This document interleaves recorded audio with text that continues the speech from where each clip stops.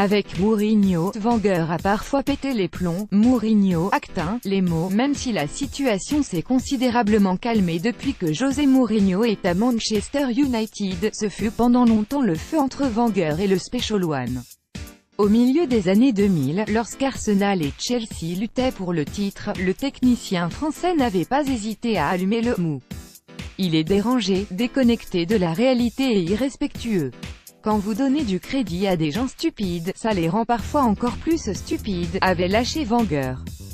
La réponse fut rapide et déclencha définitivement les hostilités entre les deux coachs. Wenger est l'une de ces personnes que l'on appelle un voyeur. Il aime regarder les autres.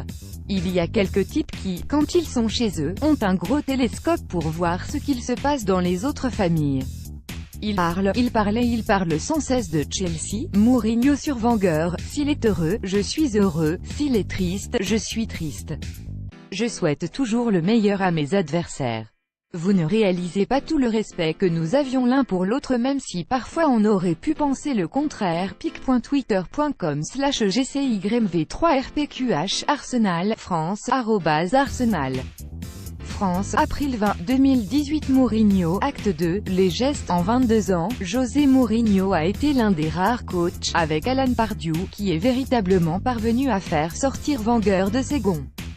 Provocateur hors pair, le technicien portugais, alors de retour à Chelsea, avait nargué son homologue français en février 2014, lors d'une conférence de presse, le considérant comme un « spécialiste de l'échec ».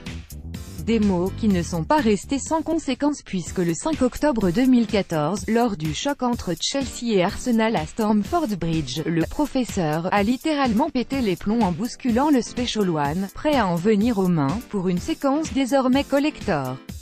Alan Pardew. Autre clash mémorable, celui avec Alan Pardew, alors coach de West Ham.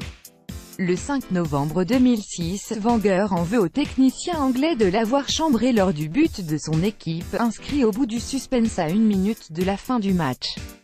Là encore, le Français bouscule son homologue, et refuse de lui serrer la main à l'issue de la rencontre, perdue 1-0 par les Gunners. Un geste rare à revoir en vidéo. Thierry Henry, figure de proue des Invincibles de 2004, Thierry Henry est devenu 10 ans plus tard consultant pour la chaîne anglaise Sky Sports. Un nouveau rôle de commentateur, qui a conduit à plusieurs clashes mémorables avec Wenger. En avril 2015, Titi critique durement Olivier Giroud et la réponse de Wenger ne tarde pas. Il a tort de critiquer Giroud. Mais je sais comment fonctionne le monde des médias. Thierry Henry est payé grassement et la télévision le pousse à sortir des polémiques. L'année suivante, Henry souhaite entraîner les U18 d'Arsenal tout en restant consultant, mais Wenger le renvoie à ses chères études.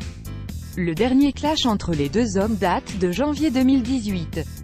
Le schéma est désormais connu, Henry dézingue l'état d'esprit des Gunners après un nul face à WBA 1-1, et Wenger le remet rapidement à sa place avec des mots acerbes. Il y a des gens qui sont payés pour parler. Pour eux, ce n'est pas évident de ne tenir que des propos sensés et intelligents.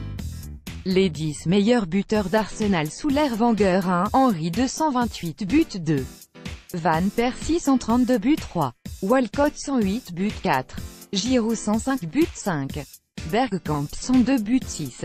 Pires 84 buts 7. Sanchez 80 buts 8. Ljungberg 72 buts 9. Adebayor 62 buts 10. Fabregas 57 buts. pic.twitter.com/i7ol7jtr6p